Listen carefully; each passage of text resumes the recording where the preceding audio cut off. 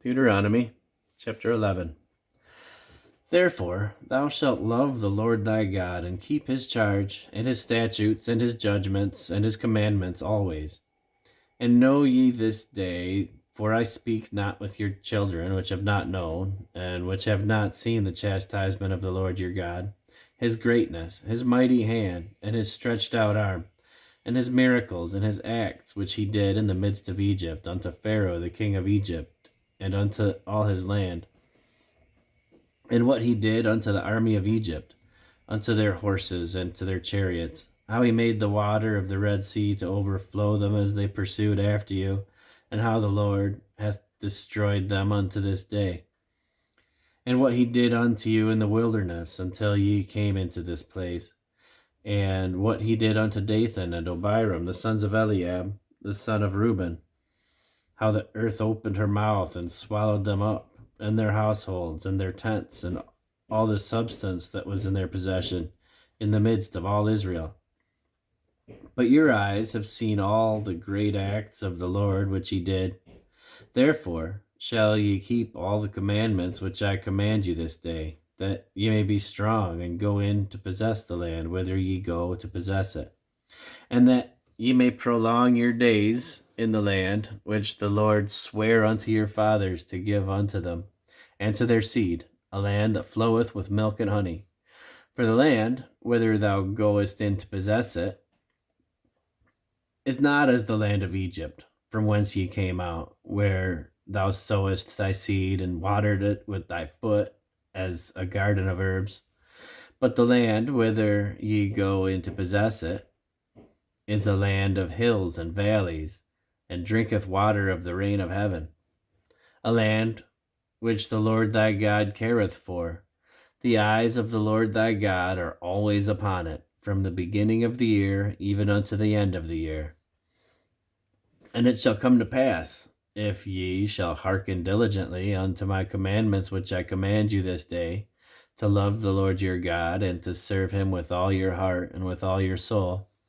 that I will give you the rain in your land in his due season, the first rain and the latter rain, that thou mayest gather in thy corn and thy wine and thine oil. And I will send grass in thy fields for thy cattle, that thou mayest eat and be full. Take heed to yourselves, that your heart be not deceived, and ye turn aside and serve other gods and worship them, and then the Lord's wrath be kindled against you. And he shut up the heaven, that there be no rain, and that the land yield not her fruit, unless ye perish quickly from off the good land which the Lord giveth you. Therefore shall ye lay up these my words in your heart and in your soul, and bind them for a sign upon your hand, that they may be as frontlets between your eyes. And ye shall teach them to your children, speaking of them when thou sittest in thine house, and when thou walkest by the way, when thou liest down, and when thou risest up. And thou shalt write them upon the doorposts of thine house, and upon thy gates, that thy days may be multiplied, and the days of your children in the land which the Lord sware unto your fathers to give them, as the days of heaven upon the earth. For if ye shall diligently keep all these commandments which I command you, to do them, to love the Lord your God, to walk in all his ways, and to cleave unto him, then will the Lord drive out all these nations from before you,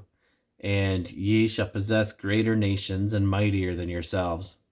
Every place whereon the soles of your feet shall tread shall be yours, from the wilderness and Lebanon, from the river Euphrates, even unto the uttermost sea shall your coast be.